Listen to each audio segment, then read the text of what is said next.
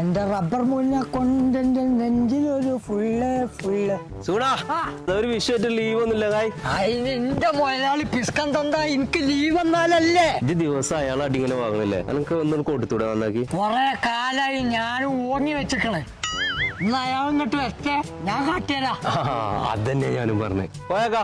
എവിടക്കത് ഞാനേ ആ സുണൊക്കെ ഉണ്ട് ആ റബ്ബർ കാട്ടില് അവിടെ ഒന്ന് പോയോ എന്നാലേ സുഗുണ ഞങ്ങളെ തല്ലാൻ വേണ്ടി ഇറക്കാണ് ആരെന്നോട് പറഞ്ഞു ഓൻ പറഞ്ഞേ ഓരെ കൊല്ല് ഞാൻ എടുക്കുന്നു ഓയനേറ്റ അവന്റെ കളി എനിക്കിനെ കൊല്ലണല്ലേ എനിക്ക് ഇന്ന് ഞാൻ